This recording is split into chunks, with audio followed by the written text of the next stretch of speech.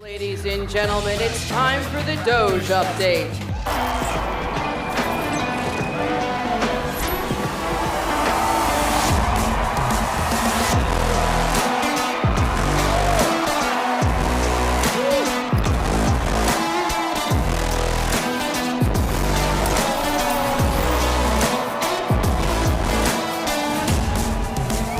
We're going to stay up for 1 second.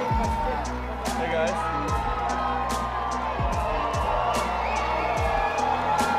We've got one more surprise in case this wasn't enough. I'm going to let Elon do it. Who else is here? Well, President Milei has a gift for me. Javier Milei from Argentina. You guys know who that is, right? Why don't we bring him out? Yeah.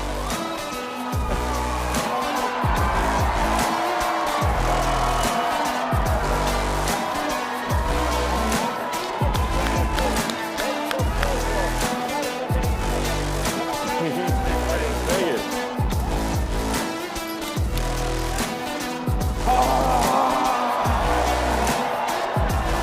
This is the chainsaw for bureaucracy. Chainsaw! Neil, what is going on with our world this week? Not good stuff. Not good stuff. It's never good. And you know what I've noticed is they release everything on the weekends. Yep. And I know there's this whole thing about putting news out there on Friday because you dominate the weekend news cycle. But it seems like actually they save everything, not just for Friday, but for Saturday and for Sunday too. What's that about? I mean, Friday night seems to be a good one for them, but obviously they're dumping a ton over the weekend. Yep. It also is sort of an interesting strategy because I actually don't think it makes as much sense in a digital social media world, right? I mean, that it seems to be a holdover from a print economy, but clearly this is the way that they're going to be operating. And I think we should expect a lot to happen this weekend. And none of it will be good. None of it will be good. And, you know, the other thing is, I think it has something to do with driving people into the office all the time. Like they're trying to wear people out. Yeah. You know, because you see reporters like Lisa Desjardins, who's doing an amazing job at the PBS NewsHour. And because there aren't really any news conferences anymore, and nobody learns anything from news conferences anymore, Lisa's getting all of her information from leakers inside the executive branch and the agencies and stuff like that. And so you see someone like Lisa working a 7-day week. If she's not putting it out on PBS, she's tweeting it. All right, so let's get to the news summary. There's so much news, I have to be selective. But I think a big one this week is that although it took many tries, the House passed a budget in the wee hours of Wednesday morning that predictably gives to the rich and takes from the poor. It passed by two votes, Neil, and was held up by House members who wanted even deeper spending cuts in order to pay for the tax cuts. It looks like Medicaid and anti-poverty programs like SNAP are on the chopping block, but this is going to have a reverberating effect on the economy in general, isn't it? Yeah, and it looks like that March is going to be the month in which a lot of us start to feel the real effects of this new Trump economy. Tariffs go into action, I think, early March. Massive layoffs are going to continue. So it'll be interesting to see what sort of grassroots opposition takes a different shape than what it is right now, which feels like it's something that's building. The other thing that I wanted to say is this involves big tax increases for most Americans to pay for enormous tax cuts for the wealthiest. And I think that the infographic that I'm seeing passed around, which is basically like find your income bracket and see how much your taxes are going up, to me that seems like that should be hugely effective and communicating to more and more Americans about just the dire economic future that Trump policies pose for them. But if that can cut through the noise, I think is a big question. I think that's a very big question. And of course, what seems to be cutting through the noise is that so many federal employees are affected and so many federal employees are on the edges of their seats. It seems like everybody knows somebody Yeah. who's getting hurt. And I feel like we're at the same place that we were after the Dobbs decision, is all of these people who wanted it are now saying, wait, I didn't know that would happen. I didn't know he was really going to cut government in ways that were going to hurt Uncle Charlie and Cousin Sue. It's weird. I mean, I know, Neil, you and I are political junkies. We live inside the information bubble, but it's kind of astonishing to me that Americans don't know that this is exactly what they voted for. I completely agree. I mean, I think that, every time an election comes around and you realize that most Americans aren't really tuned into the day-to-day stuff of politics, that's always sort of a bit of a surprise too. But I think this too, even more so, is just sort of stunning to me how unaware people seemed or uninformed people were about what Trump's plans were, because he was broadcasting them over and over Yes. again. And I do Yes. think there's a bit of a failure on the media's part to sort of amplify a lot of that message. But I also, what does that even mean to say the media has failed when we live in such a, people live in such media silos, and that's not how they consume information anymore. But yeah, a lot of people are waking up and they're finding out exactly what it is that they have voted for, and that what they voted for many of them, is coming home to roost.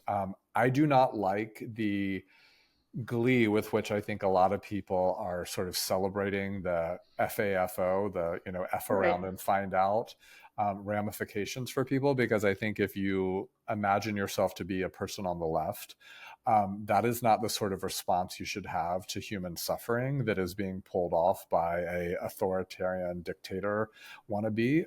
There should be solidarity here, and there should be community building, and so I don't like that spirit that I see Right. at work here. But yeah, a lot of people are really learning exactly what a vote for Trump means for them. Yeah, 100%. I mean, I have a friend on Twitter who I may have told you about. His name is Howard, and he works in military contracting, and he lost his job the first week. And he wrote me and said, well, I was going to retire in a few years, but I hadn't a plan to go now. And he just wrote me last week and said, I hate to say it, but you were really right about this guy, and I was wrong. And so there is some buyer's remorse going on out there. We're also seeing people showing up at Republican Congress people's town meetings and going super berserk. And I read the other day that the GOP has instructed their people not to have any more town meetings because it looks really bad. So it will be interesting to me if Republican congresspeople, and there's only a 2-vote majority there, start really being troubled. There's about 26 districts that are swing districts, and that, of course, could throw the Mm-hmm. House. Now, we've also got some news of the weird in review this week, which is the new director of national intelligence, Tulsi Gabbard, fired 100 employees for using a secure channel to discuss gender transition and topics with sexual themes. Neil, what do you think they were talking about? Well, Her? what's that? Maybe Her? they were talking about her. It's interesting because I read a bunch of the articles about this, and a lot of this relies on trusting Tulsi Gabbard and Chris Rufo for the evidence that they are Right. asserting. And I don't think they are trustworthy actors here. I don't know. I'm curious what you think about this, but if this is accurate, it seems like what people were doing at work is not appropriate. I think it's suspicious that the only people being fired here are people who are talking about LGBTQ issues and mostly Right. about sort of trans issues, because if there is this WeChat that sort of employees are using to do lots of things, I imagine all sorts of different talk is happening on Right. these spaces, and that the vast majority of it is like heterosexual sexual fantasies Right. and on. But none of those people are being fired or being included in this report. I don't know. It strikes me as very suspicious, but I'm also not inclined to trust anything that's coming out of this administration, whether or not that's fair. I think you're making a really good point there. And as I want to bring up later when we get to Elon Musk, these people lie all the time, and the Yeah. lies are very, very transparent. So I think you raise a very good point there. I think the other thing is that all of these folks seem to be starting their roles as cabinet members by firing people. Right. Like the first thing you do to show you're with the program is you go in and fire a bunch of people. And if there's no reason in particular to fire people, then you make one up. And of course, we're not going to get the real information because these are national security people and they were on a secure channel. So they're actually not allowed to talk about what went on the channel. Exactly. And I mean, again, it would be a much more believable story if actually 300 people were fired, and that part of the story was that, and also there's, heterosexual rape fantasy or, other sorts of things being included in these list of offenses. But the only list of offenses here also serve a very particular anti-LGBTQ or really just an anti-trans agenda. So that raises flags for me. Also, this is Tulsi Gabbard we're talking about. Right. Well, and it really raises, the history of the Lavender Scare. Right? Exactly. And so, which for listeners who aren't familiar with it, in the 1950s, the McCarthy Committee and other groups, J. Edgar Hoover, the head of the FBI, went after gay and lesbian people as a way of tightening national security. And of course, Gabbard sort of echoed that by saying, we want people working in our agencies who are completely committed to the nation and not to themselves, which was sort of an odd thing to say. All right. So moving right along to Donald Trump, one of my favorite Donald Trump stories of the week is that not content with selling sneakers, meme coins, and other trash, Donald Trump has decided to sell American citizenship. In 2 weeks, he claims wealthy foreigners will be able to buy a quote unquote gold card that allows holders to live and work in the United States, and it also fast tracks them for citizenship. It's supposed to cost $5 million, and he said that potentially millions of people around the world will purchase these, which I sort of don't believe. But what it does is it replaces something called an EB-5, Immigrant Investor Visa Program, which has always existed to bring wealthy foreigners into the United States who will then pump money into U.S. projects that create jobs. And such people are, in fact, have always been fast-tracked for immigration and citizenship. So this gold card, and of course it would have to be gold. Of course. It seems to have split MAGA right down the middle. And I'm seeing a lot of influencers on Twitter who are just outraged by it. I mean, a huge portion of MAGA, especially the most online version of MAGA, is anti-immigrant and anti-immigration in every single form and any iteration of that. So it doesn't matter if there are high-priced and high-worth individuals that are buying their way in. I mean, this crew is not on board with any of that. So that's interesting. I think also like the math doesn't math here, as lots of people have pointed out. So I think, Trump keeps touting, well, if we sell 10 million of these at $5 million a piece, that gets us $5 trillion. Well, I've seen some people saying that there aren't actually 10 million people on this globe who have more than $5 million who are not U.S. citizens, right? Like the numbers don't even really line up here. We shouldn't expect any Trump proposal for the math to actually work, but I do think that there's something sort of very Trumpian about imagining that, or setting in motion, this sort of like business strategy for fixing a problem that just sort of smacks of like his worst business instincts. Absolutely. Well, and a friend of mine, Ryan Girdusky, who is a right-wing political consultant, he has his own podcast. I was asking him about it, And I said, can there be this many people? And he said, well, there's actually, and he's actually enraged about this. Yeah. He said there's a list of 250,000 people who are waiting. And apparently an EB5 costs $1 million. Right. Which, I don't feel naive about money, but that there are actually 250,000 people around the globe who are willing to plunk down $1 million, which means they have many other millions of dollars to become American citizens. I really didn't know that, Neil. Did you? That number doesn't surprise me. I mean, that feels more accurate, I mean, believable, or reasonable.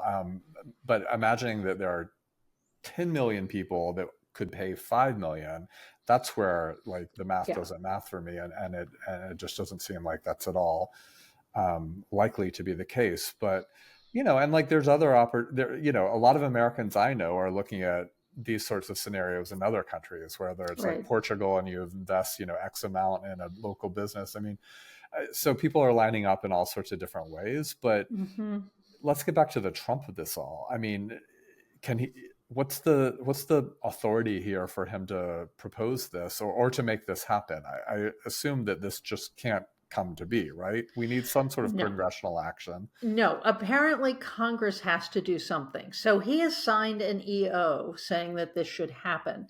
But everything I'm hearing says that it's actually Congress that sets visa requirements. So Congress would have to pass a new law. And I think Mike Johnson is many things. John Thune is many things, but neither one of them are delusional. Right. I do think something like this also falls in the category of a Trump smokescreen. Yeah. Pay attention to this, not the thing we're doing over here, which is stripping children of their health insurance. I also think that it will take us years to unravel how much of this stuff has actually contributed to Trump's own personal fortune. There's got to be some way in which this visa is also linked to his personal interests, because otherwise I can't imagine why he would care. At the press conference, some reporter said, well, would even Russian oligarchs exactly be eligible for this? And he said, well, there's some very nice Russian oligarchs. So the idea that we would become sort of like a center for international criminals to come and spend their money is kind of astonishing to me. But there's got to be something else in there for the Trump family. That's exactly what I was going to say, was that comment alone was the tell, Right. And also, this is not a man who generates policy ideas. So anytime he does, right, we should know that there has to be some sort of self-interest that sparked the notion in the first place, let alone motivated the action. Right. So let's talk about our wealthiest immigrant, Elon Musk.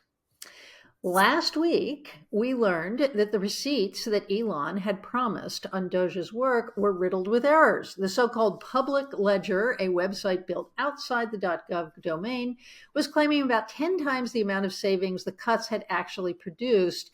And after reporters dug into it and so on, it turned out that there were fake cuts, duplicated cuts, contracts that had already been canceled, contracts that were simply put up wrong. Neil, this Doge thing seems like a mess, but what's the Musk technique at work here? I actually don't know the answer to that, because this is just an embarrassment from top to bottom and all across the board. And I think if this were Trump doing it, Trump is a chaos agent. This is part of what you do. You just, create confusion and chaos so that you can move like terrible things forward. But I think that Musk actually wants to be, or imagines himself to be, a brilliant and effective person. Yes.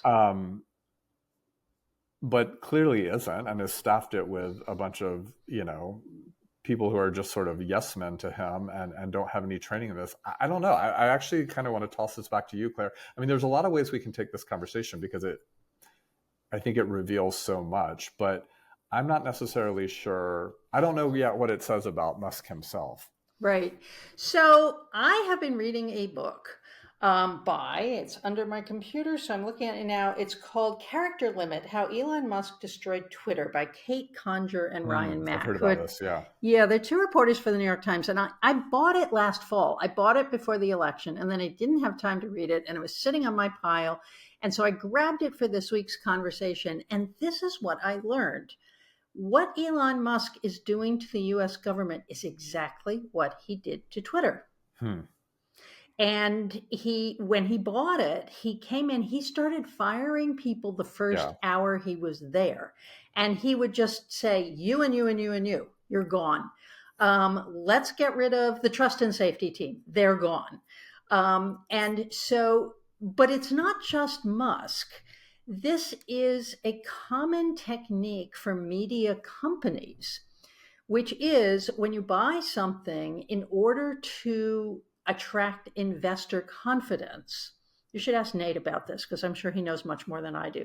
But in order to attract investor confidence, you cut your workforce by 10%. Immediately. Right. Even if you start rehiring people for those positions, it shows that you have your eye on the bottom line and that you care about your shareholders. The second thing I sort of thought about was, again, the comparison to Twitter. Twitter was a mess when Musk bought it. I mean, it became a worse mess after he bought it.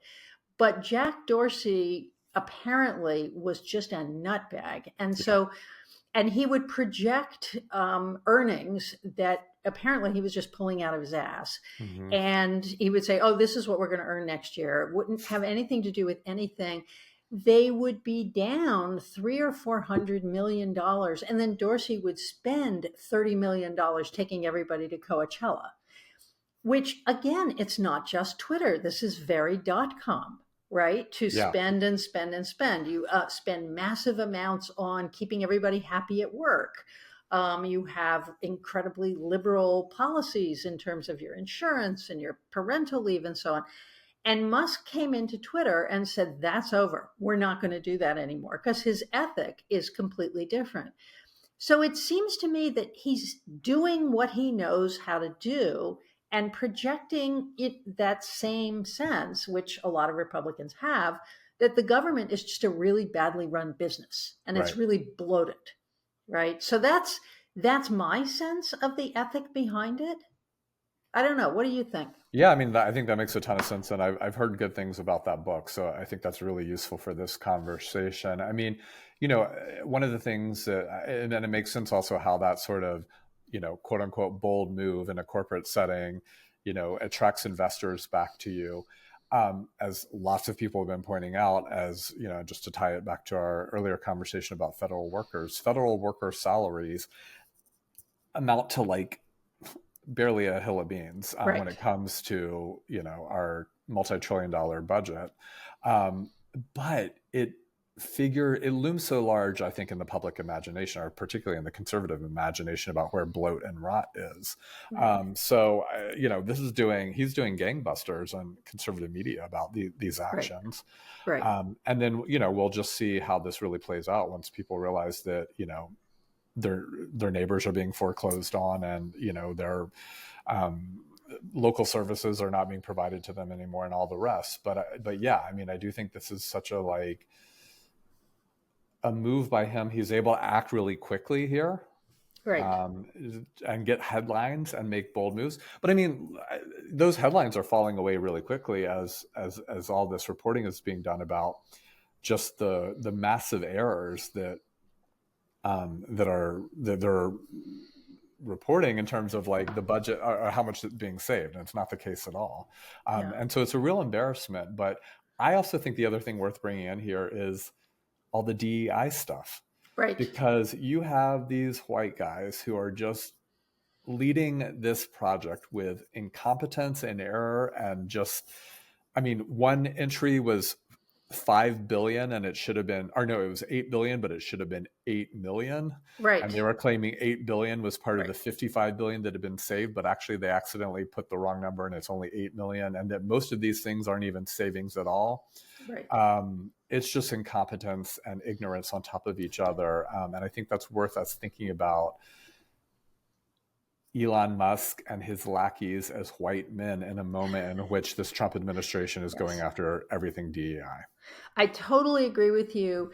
And then I think there's another aspect to it, which is the culture they come out of. If you kind of look at all of these .com titans, there are some of them that are good business people and some of them that aren't. Right. And I think Twitter is a really interesting case in point because Jack Dorsey, much like the guy whose name I can't remember, who was the founder of WeWork, and WeWork is still around and they keep reviving it.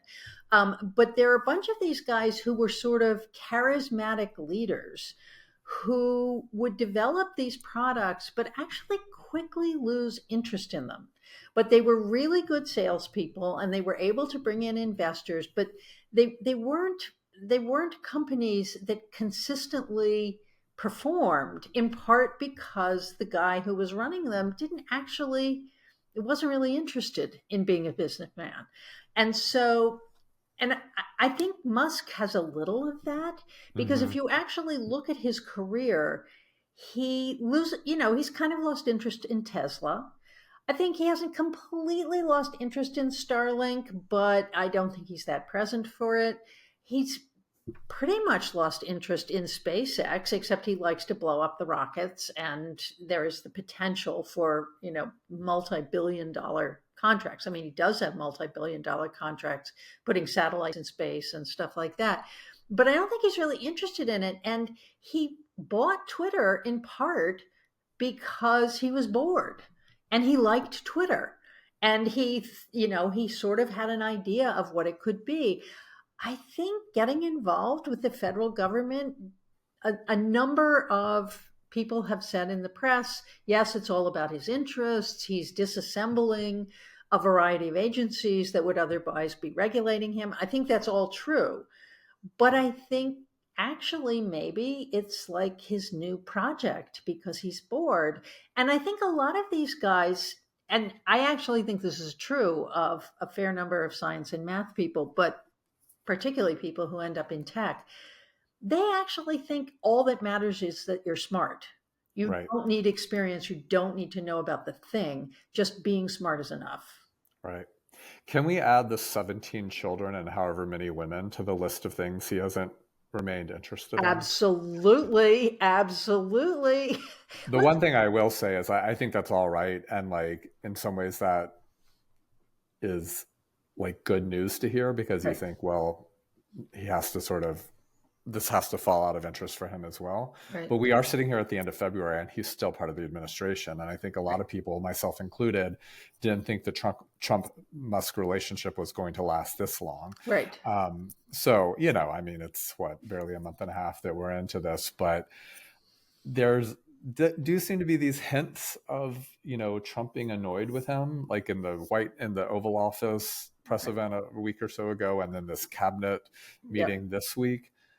But also, Trump is barely engaged, and Musk, I think, is taking a ton of the heat. So that probably is also working for Trump as well. Yes, I think that's right. And I do think we are seeing some pushback. This whole thing that happened this week where Trump put out a tweet and said, all federal workers will be getting an email, respond with 5 bullet points of what you did last week. Well, first of all, I would like to say he did this at Twitter too. Yeah. He put out a tweet and said, everybody needs to produce 50 pages of code that they wrote last week, which of course is just as stupid as asking somebody in the CIA, what did you do last week, right? Yeah. And there were a number of people who said, well, actually, sometimes if you write 2 lines of code and it's really good, that's enough. But then there were all these agency heads like Kash Patel and Tulsi Gabbard who said to their people, don't do this, So there's some unease about who is really in charge here. Yeah. I think, the other thing, the little piece of film that I saw from the cabinet meeting, he just kind of laughed it off and said, well, it's a pulse check. Are you alive? And, if you can't answer an email with 5 bullet points, then I have to ask whether you should be in your job at all. So that there is this kind of like shifting standard of what it actually means to be a competent employee. Totally. And I mean, how in any way does this reduce bureaucracy? I mean, how many millions of emails would that generate every week? And who's reading that? I mean, Right. this is Right. all just a joke, obviously. Right.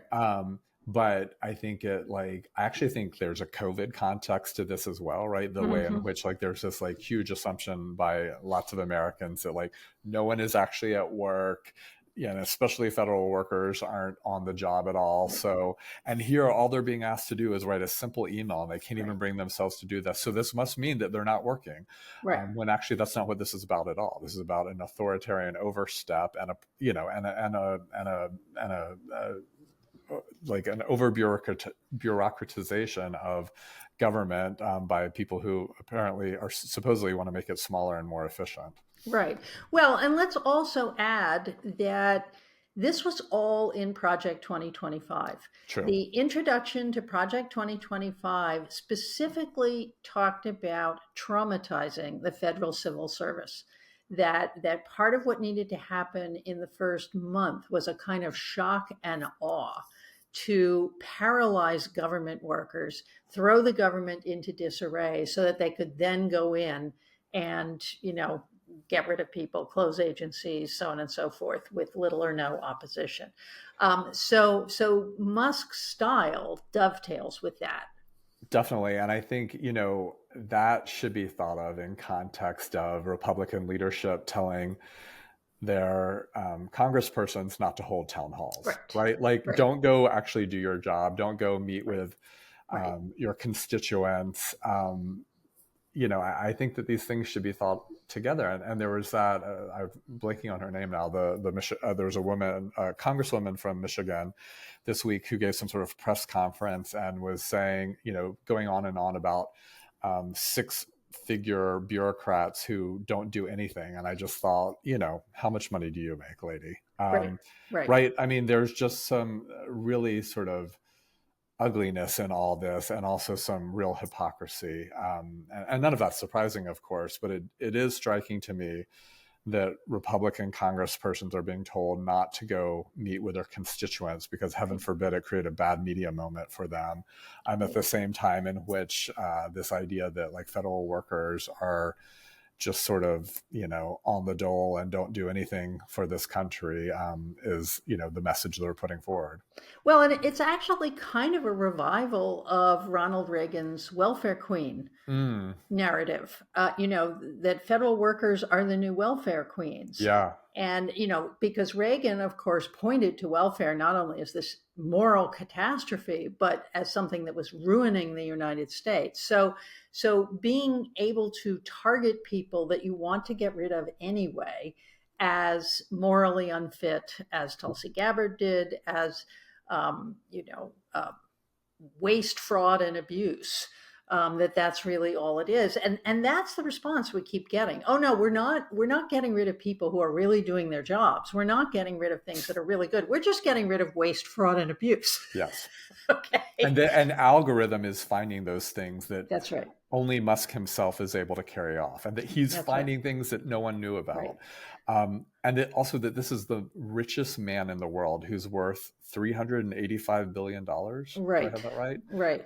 But we're cutting, I don't know, a park ranger who maybe makes $73,000 a year. Right. And that this is good for the country and some sort of sign of efficiency and making America greater. Right. Well, and I actually saw something in the paper today that said that they are planning on replacing a lot of the park ranger people that they've hired with seasonal workers, that the administration plans to hire more seasonal workers than they ever have in the past. And I don't think that's really going to work, because a lot of the people they're cutting are people who are like EMTs, people if you go and get lost in Bears Ear Park and you have a rock fall on you and you're waiting for someone to find you, it's that park ranger who's an EMT who comes in and gets you and tries to keep you alive until the helicopter gets there. So I think there's a lot of stuff, but I want to go back to the AI thing for a minute, because one of the things I'm seeing, there's a report from Politico that said that at least one of Musk's objectives is to use the federal data that he's been gaining access to train the next iteration of Grok. And I read something else that says actually AI has moved fairly quickly through a lot of the data that's available. There's not that much new data out there. And there, of course, the federal government is a trove of new data. So that's one thing. Is there an actual objective here for Elon that's making this worth it, as opposed to like a new hobby, destroying the federal government? Right.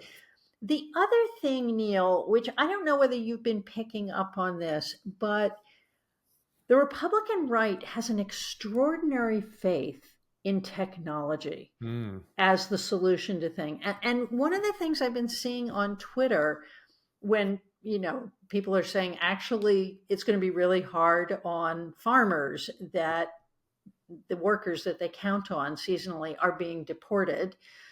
And then someone else will come in and say, "Oh, no, you can just pick all that stuff with machines now."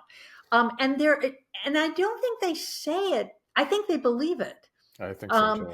And so, and again, we're seeing this with AI, the use of AI in locating fraud, waste, and abuse. Frankly, AI just isn't that good yet. So what do we think about how this entire project is resting on technological solutions and technological forensics that actually don't work very well? Yeah, I mean, I think it's some sort of dream for efficiency that like can be, rendered by a machine, and that's a sort of techno-utopian, Right. futuristic dream. As to AI, I mean, I feel like you and I are probably around the sorts of people that daily are providing us examples of how it gets basic information wrong, Right. asking it questions about Jane Austen and it providing you, answers that are from Charles Dickens novels, for example. Right. Or wasn't there a recent, I just saw some headline out of Illinois about some court case there that cited 19 different prior court decisions, and none of them exist. Right. And this is like, so there's example after example. This, like, heaven forbid any of us are treated medically via Right. an AI application, right? But there is this notion that everything is going to be sort of technologically perfected, and it already is the case. We shall see when tomatoes are rotting in the fields, like, Right. and none of us have anything at the grocery store, how good these machines are. But I think a lot of farm production, if it were able to be done with machines, they would have gone that way a long time ago. I mean, that's the answer, isn't it? Well, I think that is the answer. And of course, there's some countries that are using these machines, but they're also very expensive. So that, for example, in Japan, they use machines to harvest cabbages, but you cannot harvest a bunching crop like Right. lettuce or arugula or spinach with the machine yet.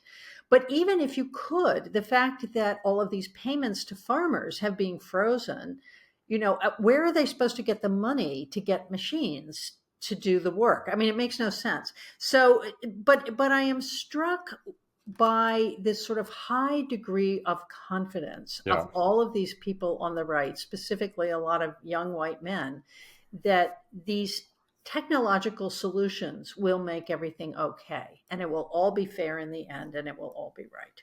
Well, I mean, speaking of the right and technology, I mean, we're the advocates of privacy. I mean, we're the libertarians here who've warned us about, a national security state that is increasingly making use of technology to surveil its people. I mean, I would love for one libertarian to step forward and just to say stop to some of this, because I think there's a long tradition there that's that's honorable in a lot of ways and that really raise valid concerns. And it, again, I don't hear those voices right now in our new Trump moment.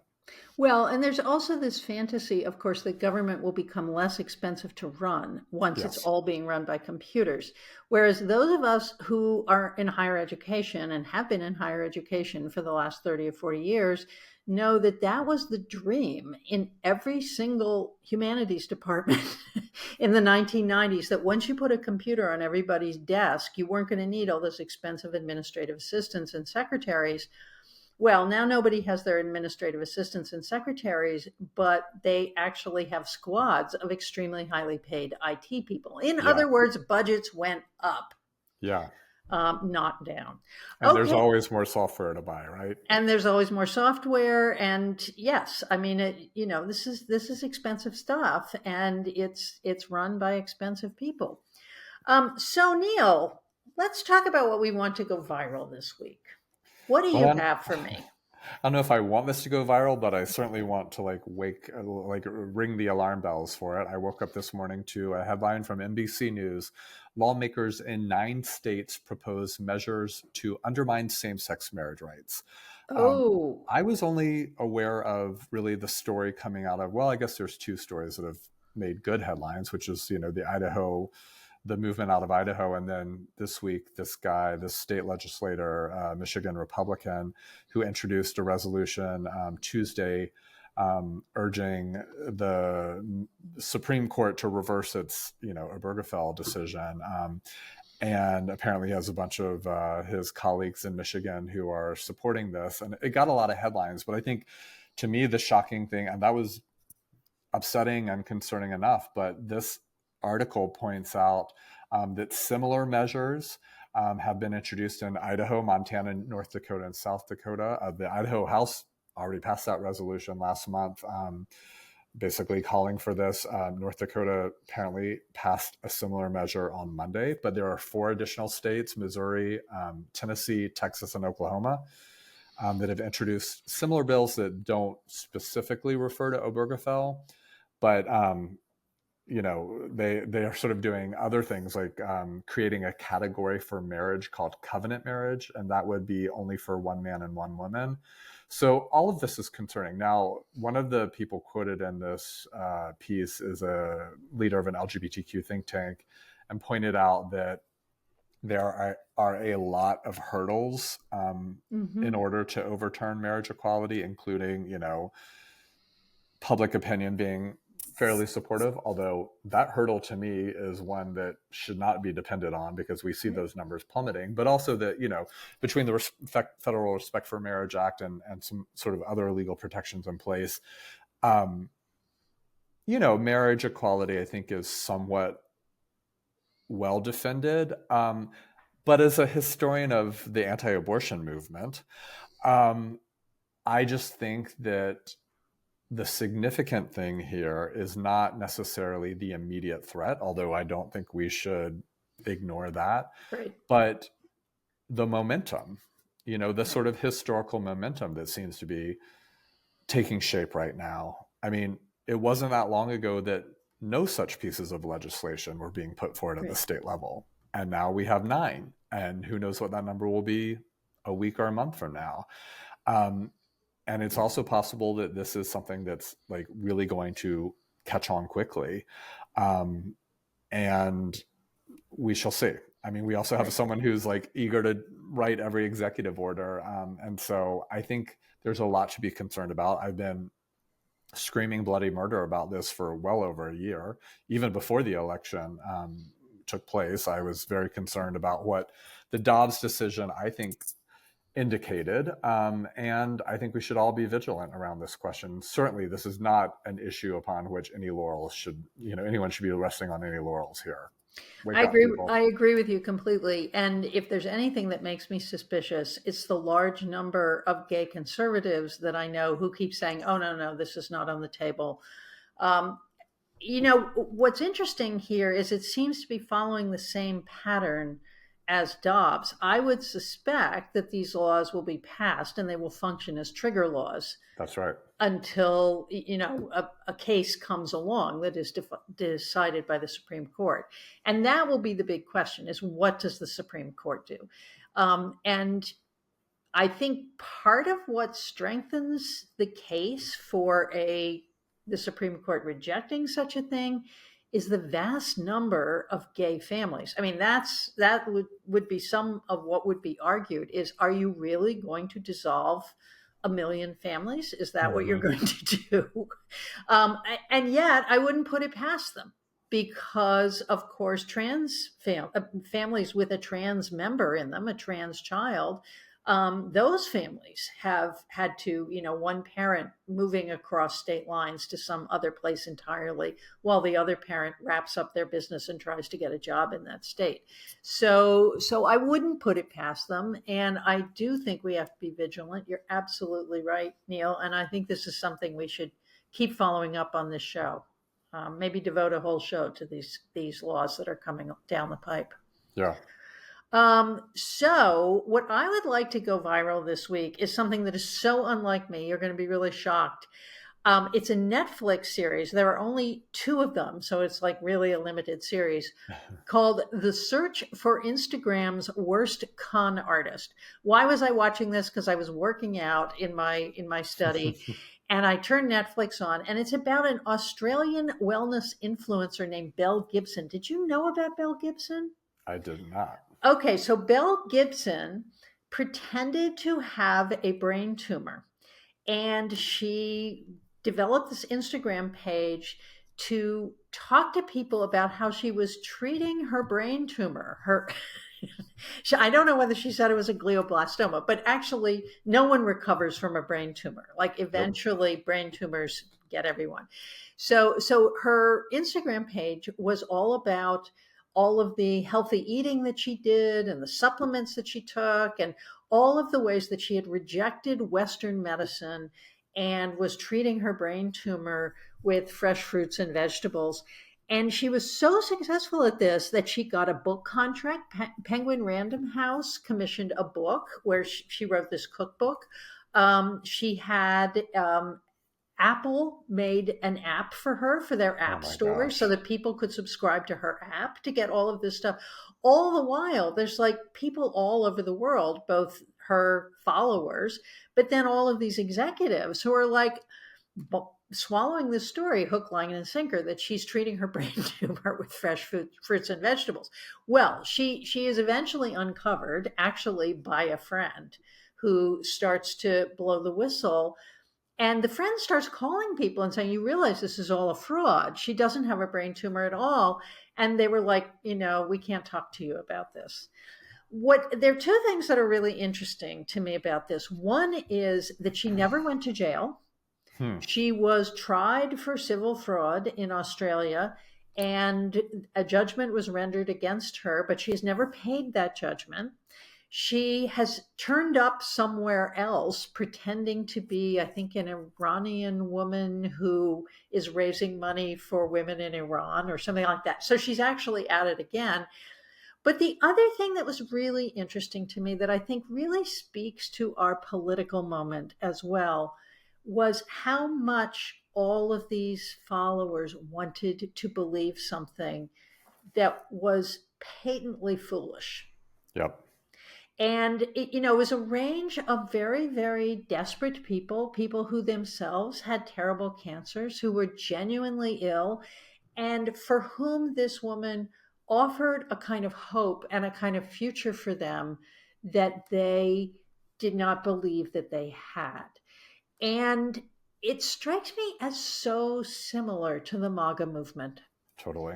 That there are all of these people who are followers of Donald Trump, followers of Elon Musk, who are in genuinely desperate straits, who need a lot of help. And instead of choosing to believe in democracy, which, they think has failed them, and that's a conversation for another day, they're choosing to believe in snake oil salesmen. And I find it very sad, but I also think it's something that the internet kind of makes possible. Absolutely.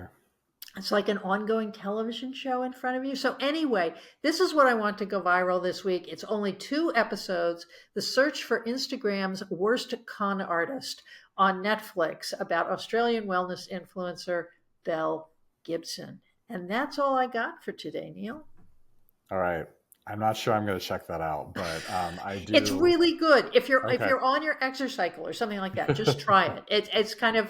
It kind of sucks you in. Well, I really appreciated your political commentary to it, because I think the sort of savior desire for like an increasing population around, and it's not just here in this country, but around the world, is so true, and also why we're in so much of the bad situation we're in. The trust for the most untrustworthy figures and the blind allegiance to them. 100%. Neil, it's been real as always. Very real. Okay, I'll see you.